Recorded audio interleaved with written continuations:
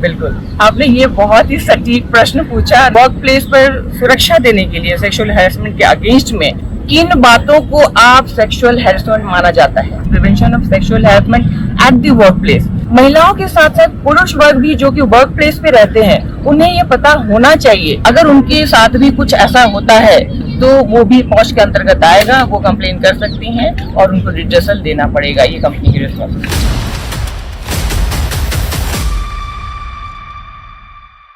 दोस्तों, हमारा मकसद है रियल सक्सेस स्टोरी दिखाना, ऐसे लोगों से मिलवाना जो समाज में कुछ अच्छा काम किए हैं और निरंतर कर रहे हैं। यदि पसंद आए तो कमेंट जरूर किया कीजिए। कमेंट से हमें पता चलता है कि नेक्स्ट वीडियो क्या लाना है, आपको ये वीडियो कितना पसंद आया। यदि आपके आसपास में भी कोई ऐसे लोग हैं जो काफ़ी अच्छा किए हैं या कर रहे हैं तो उनका नंबर ज़रूर दीजिए सो दैट मैं वहाँ तक पहुँच पाऊँ। नमस्कार, जोहार दोस्तों, जीप टीचर सेशन में स्वागत है आपका। दोस्तों, आज आपको मिलवाने जा रहे हैं मिसेस पद्मा कुमारी जी से। जी हाँ दोस्तों, ये पद्मा शक्ति फाउंडेशन के फाउंडर हैं, डेवलपमेंट प्रोफेशनल है, फ्रीलांसर ट्रेनर एंड स्पीकर है और सबसे बड़ी बात है ये स्पेशलाइजेशन की हुई है SRHR एंड कम्युनिटी डेवलपमेंट में। साथ ही साथ ये अभी 20 सालों से इस तरह के डेवलपमेंट प्रोग्राम से जुड़ी हुई है और 15,000 से ज़्यादा बच्चों को, युवाओं को, लड़कियों को, LGBT हर तरह के वर्ग के लोगों को फ़ायदा दिला चुकी है और निरंतर इस पे काम कर रही है। सर्टिफाइड पॉश ट्रेनर है, पॉश के बारे में काफ़ी स्पेशलाइज्ड है, फैमिली प्लानिंग और न जाने कई चीज़ों के बारे में काफ़ी एक्सपर्ट है, लोगों को अवेयर करती है।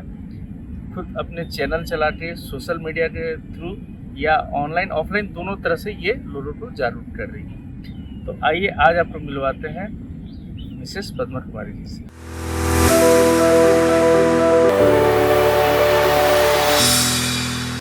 नमस्ते मैम। जी नमस्ते। आपके बारे में मैंने जब बताया कि आप इतने सारे ट्रेनिंग देते हो, ये इस जर्नी कैसे शुरुआत हुई है और अभी आप क्या क्या कर रहे हो इसके बारे में थोड़ा सा। पहले तो धन्यवाद मुझे यहाँ आमंत्रित करने के लिए। और मैं शुरुआत ये करूँगी, मैं एक डेवलपमेंट प्रोफेशनल हूँ, मैंने मास्टर्स किया है सोशल वर्क में, तो ये मेरी जॉब है। और 15 से 18 साल मैंने दूसरी ऑर्गेनाइजेशन के लिए काम किया, डिफरेंट लाइक केयर, यूनिसेफ और अलग अलग इंटरनेशनल और नेशनल ऑर्गेनाइजेशन के साथ काम किया। और 2019 में मैंने अपना काम करना शुरू किया जो कि पद्मा शक्ति कंसल्टेंसी के रूप में आई। फिर मैंने 2024 जनवरी को मेरी अपनी कंपनी पद्मा शक्ति फाउंडेशन रजिस्टर हुई और फिर मैंने इसके थ्रू काम करना शुरू किया एज अ डायरेक्टर आप कह सकते हैं। तो ये बहुत शॉर्ट में मैं कहूँगी क्योंकि मैं डेवलपमेंट प्रोफेशनल हूँ ही, तो सोशल वर्क मेरा एक तरह से काम है जो कि प्रोफेशनली मैं करती हूँ। जी, तो मैम सब्जेक्ट तो सोशल वर्क में बहुत सारी आती है, बट आप ये कुछ पॉस या पॉस को या इस तरह का ही सिलेक्ट किए हैं, ये सारे चार इस तरह के, तो ये सब को ही आप क्यों सिलेक्ट किए? क्योंकि मैंने मास्टर्स किया है, मैं एक डेवलपमेंट प्रोफेशनल हूँ, मैंने मास्टर्स किया है सोशल वर्क में, तो ये मेरा जॉब है कि सोशल वर्क करना। और टू स्टार्ट विथ मैंने ये टॉपिक पॉश ही क्यों चुना, क्योंकि SRHR में बहुत सारे टॉपिक्स होते हैं, उसमें पॉश की जब हम बात करते हैं तो इट इज़ लाइक पॉश के हम फुल फॉर्म देख लें तो prevention of sexual harassment at the work place. तो बीइंग अ वुमेन जो कि 18 साल प्रोफेशनल के तौर पर डिफरेंट ऑर्गेनाइजेशन के साथ काम की, इंटरनेशनल ऑर्गेनाइजेशन कहें, नेशनल लेवल के ऑर्गेनाइजेशन कहें, तो क्या मैंने बहुत सारे पर्सनल लेवल पे अनुभव किए और मैंने बहुत सारे ऐसे अनुभव किए जो कि दूसरे महिलाओं के भी थे। तो मुझे ऐसा लगा कि बहुत सारी जब आप काम करने निकलते हैं तो महिलाओं के साथ ऐसी बहुत सारी केसेस होती हैं जो वो चाहती हैं किसी से शेयर करना, लेकिन वो शेयर नहीं कर पाती हैं क्योंकि उनको बहुत सारी डर होता है, उनको बहुत सारे अपने परिवार से लेके, समाज को लेके बहुत सारी बातें होती हैं। तब मुझे 2013 में ये पता चला कि एक एक्ट आई है that is known as POSH act, जिसमें महिलाओं को वर्क प्लेस पर सुरक्षा देने के लिए सेक्सुअल हैरेसमेंट के अगेंस्ट में ये कानून काम करता है।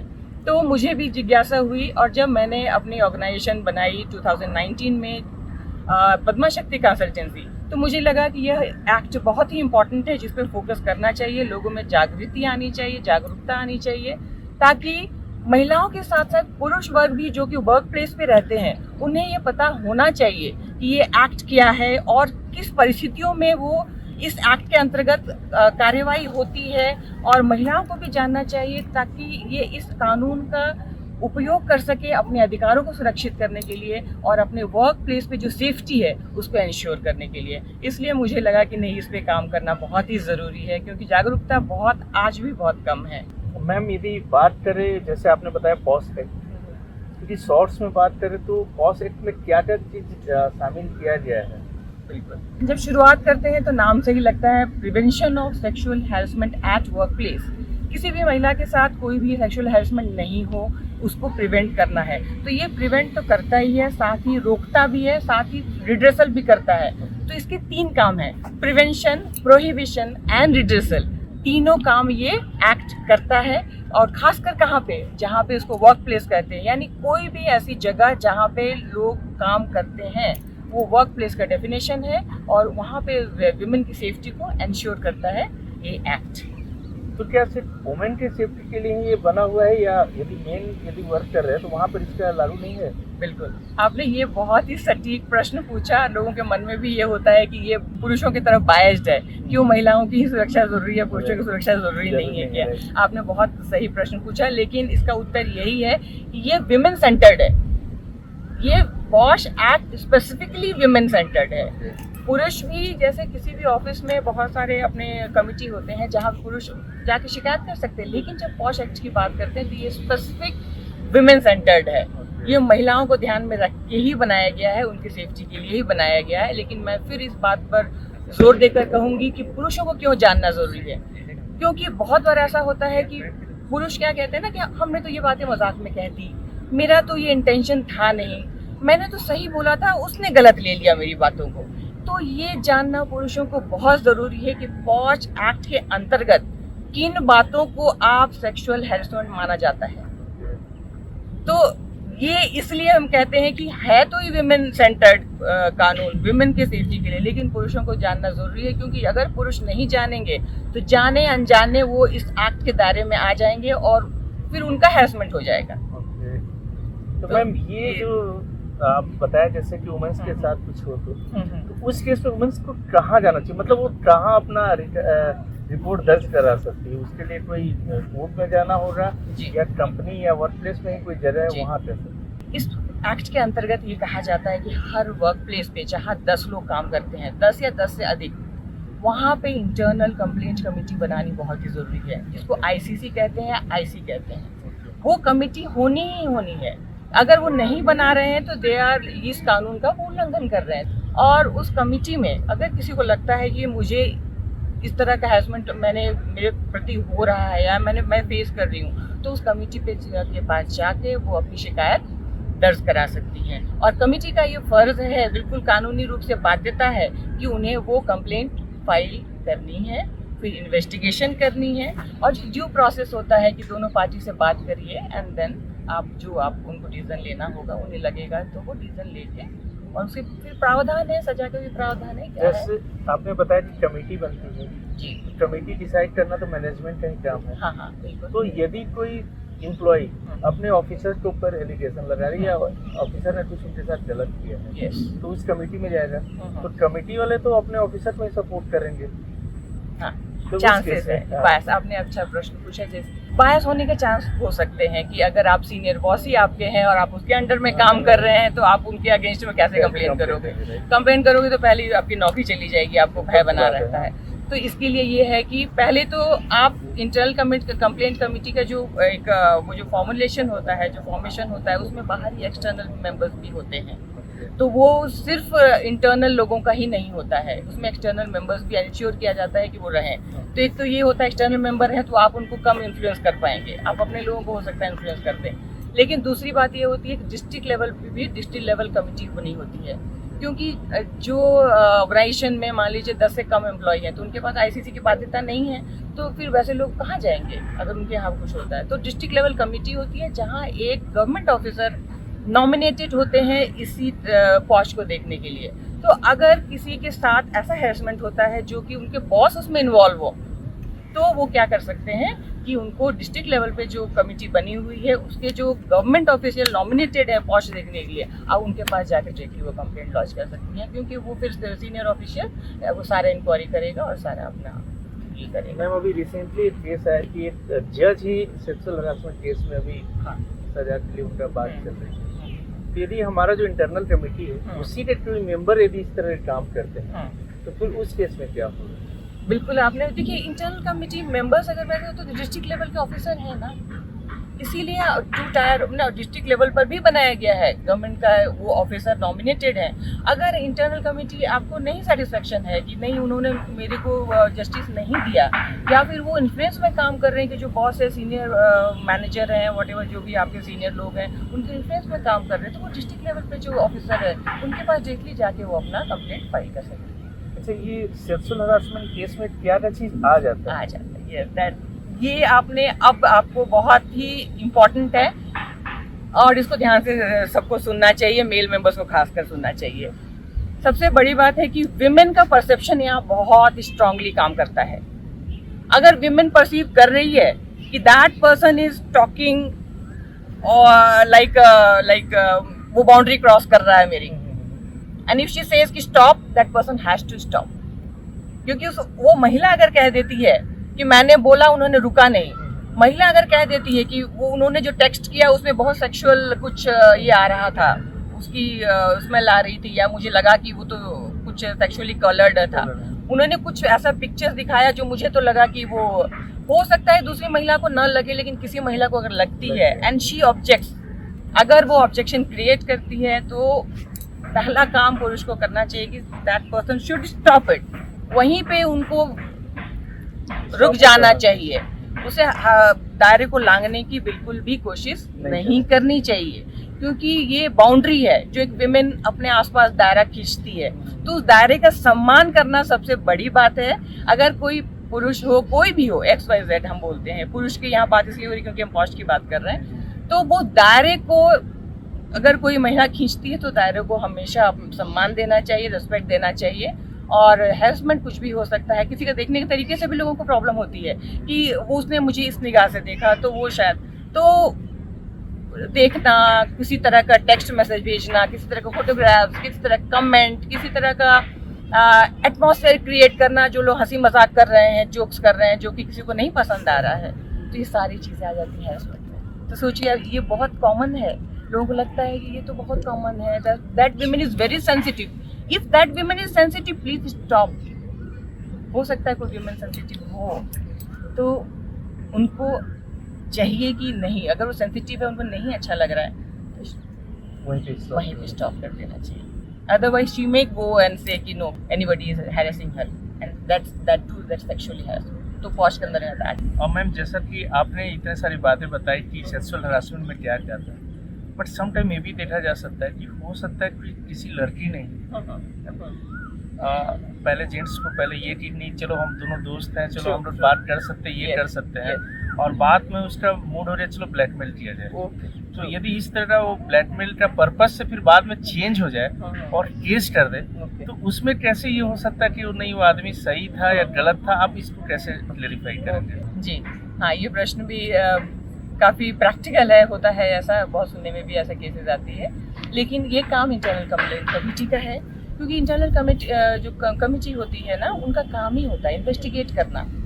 सब पूरी जो भी सीक्वेंसेस है, जो भी घटनाएं हुई हैं, जो भी कारण है, तो दोनों पार्टी से उनका अपना एक तरीका होता है पूरी की पूरी इंक्वायरी करने की, इन्वेस्टिगेट करने की। उनको अगर ऐसा लगता है कि ये सारी चीज़ें पॉस्ट में नहीं, मतलब वो सेक्सुअली हैरेसमेंट नहीं है, कभी पहले फ्रेंडशिप थी, उसके बाद फिर बाद में कुछ दोनों के बीच में कुछ दूरियां आ गई, तो उन्होंने ये पॉस्ट में कन्वर्ट कर दिया, तो ये काम इंटरनल कंप्लेंट कमेटी का है कि वो देख ले, क्योंकि जजमेंट देना उनका काम है। और उनको पॉस्ट का मतलब ये नहीं कि विमेन सेंट्रिक है तो आप हमेशा विमेन के फेवर में बात होगी, नो, ये काम ICC का है, इंटरनल कंप्लेंट कमेटी का है कि वो थॉरो इंक्वायरी करे, जितने उनको लोगों से बात करनी हो, पूछताछ करनी हो, अलग अलग बात करनी हो, वो करें, वो उनकी जिम्मेवारी है, ताकि सच को सामने लाया जा सके और जो सच्चाई है उसको सामने लाया जा सके। और अगर वो गलत नहीं है, कोई भी जिनके अगेंस्ट में किसी महिला ने किया है, तो क्यों उनको सजा मिलेगी? इसलिए नहीं कि सामने वाले ने पॉश में कंप्लेन कर दिया तो वो बस वो रामबाण हो गया कि नहीं अब तो पॉश में कंप्लेन आ गई है तो फिर उनको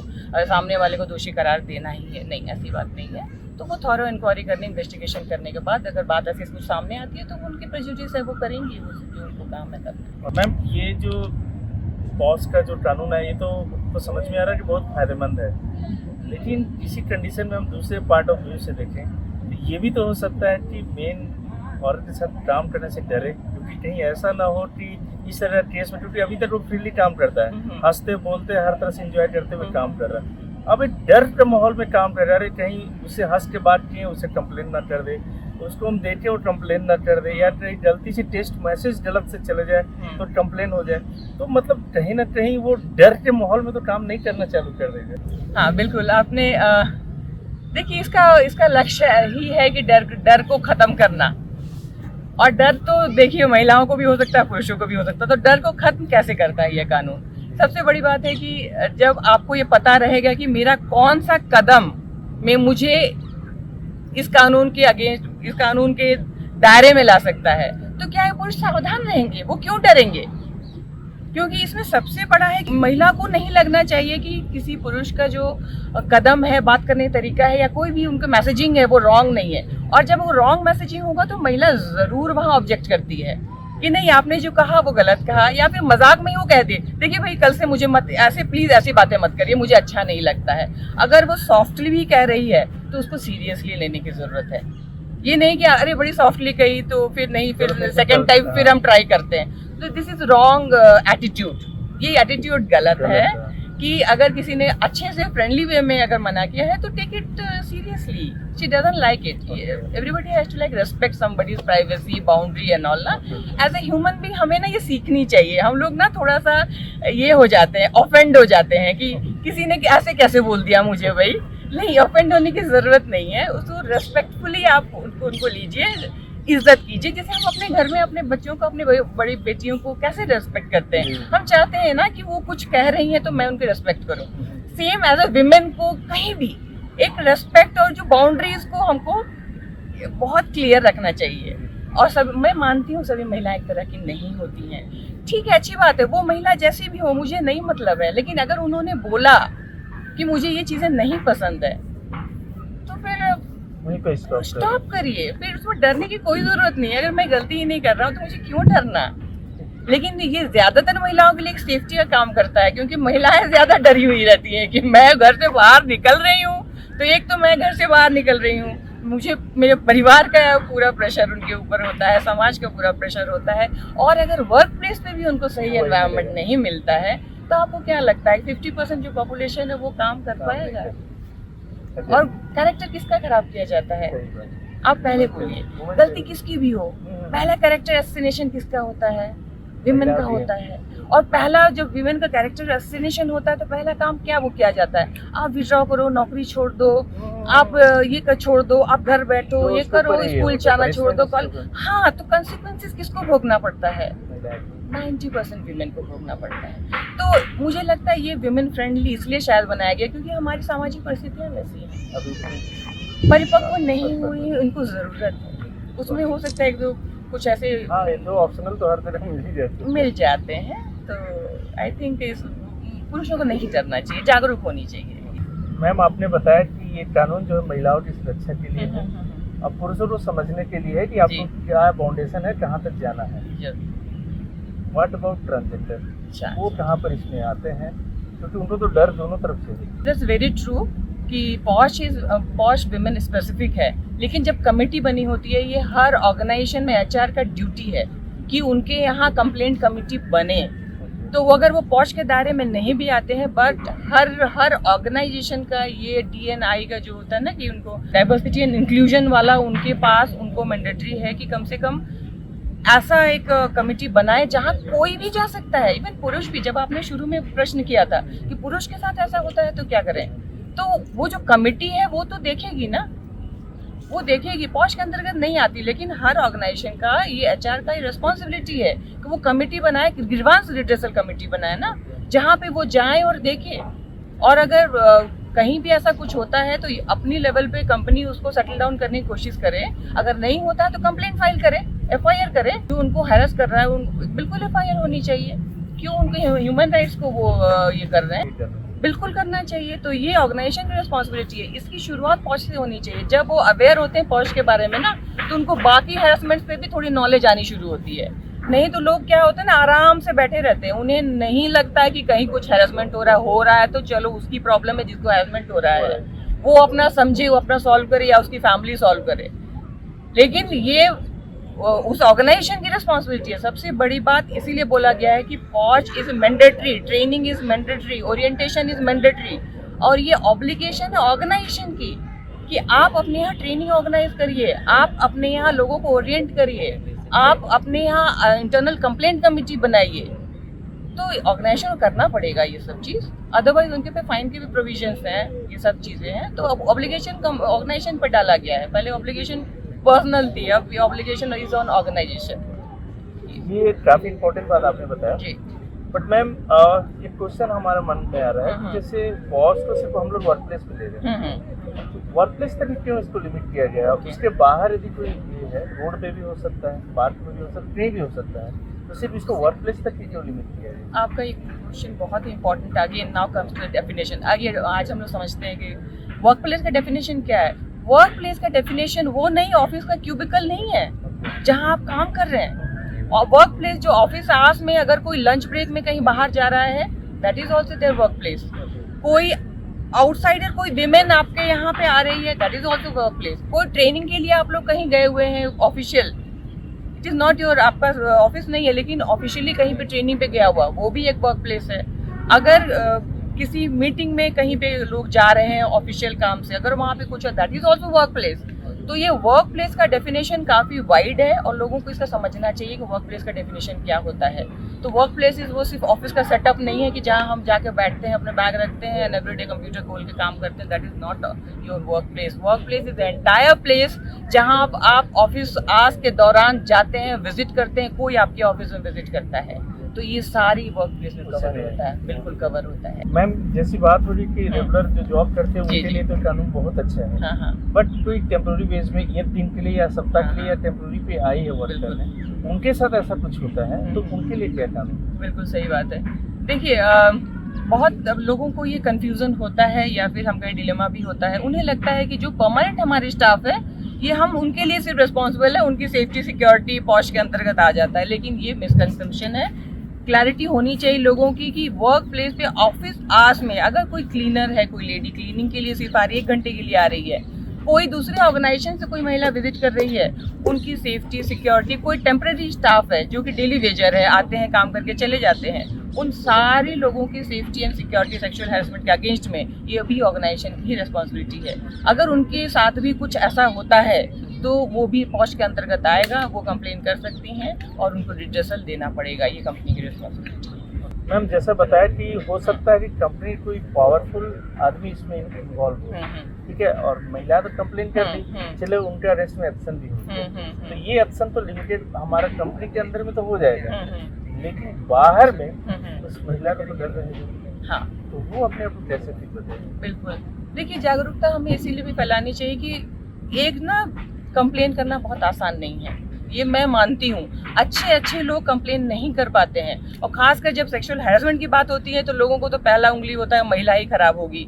तो लोगों को ये लगता है, महिलाओं को खासकर ये लगता है कि अगर मैं कंप्लेन करूं तो शायद लोग मुझे ही ब्लेम करना शुरू करें कि इन्होंने बड़ी फ्रैंकली बात कर रही थी, इनकी बोलने का अंदाज से मुझे लगा कि हमारी फ्रेंडशिप अच्छी है तो इनको बुरा नहीं लगेगा, ये सब बातें होती हैं। तो जब कंप्लेन, जैसा आपने प्रश्न किया कि अगर कंप्लेन हो गया, उस पुरुष के खिलाफ एक्शन भी हो गया, उन्हें टर्मिनेट कर दिया गया, सस्पेंड कर दिया गया या जो एक्शन लिया गया, तो हो सकता है कि बाद में उन्हें और ज़्यादा हैरेसमेंट किया जाए महिला को। तो ऐसी परिस्थिति में महिला को चाहिए कि वो जरूर पुलिस में जाके कंप्लेंट करें, क्योंकि ये तो फिर आपका हो गया ना, उनके ह्यूमन राइट्स को वायलेट करने वाली बात होगी। आप तो उनको जिंदा रहना नहीं देना चाहते, आप उनको चैन से जीना नहीं देना चाहते हैं।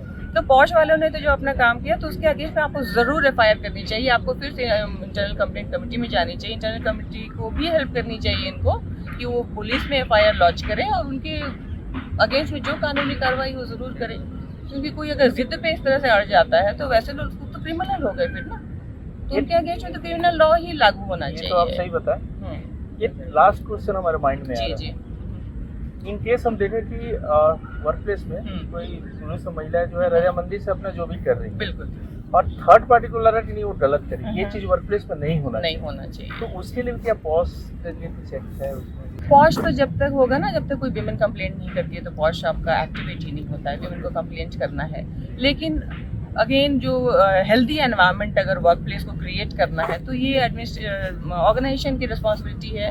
अगर वहाँ पे अनहेल्दी कुछ ऐसा एनवायरनमेंट होता है तो उनकी अपनी पॉलिसीज होती हैं, उस पॉलिसीज के अंतर्गत, क्योंकि बहुत सारे ऑर्गेनाइजेशन, इंटरनेशनल ऑर्गेनाइजेशन में हमने देखा है कि वहाँ पे कोई कपल शादी नहीं कर सकता, कोई कपल डेट नहीं कर सकता जो सेम ऑर्गेनाइजेशन में काम कर रहे हैं। तो ये ऑर्गेनाइजेशन की पॉलिसी के अंतर्गत आता है कि वो कैसे इंश्योर करें कि जो एटमॉस्फेयर हो हेल्दी हो, लोग वहाँ पे अच्छी तरीके से काम कर सकें और उनको किसी को भी किसी तरह की दिक्कत ना हो। लेकिन ये पॉश के अंतर्गत इसलिए नहीं आया कि अनलेस अनटिल कोई कंप्लेन न करे कि मुझे हैरेस किया जा रहा है सेक्सुअली।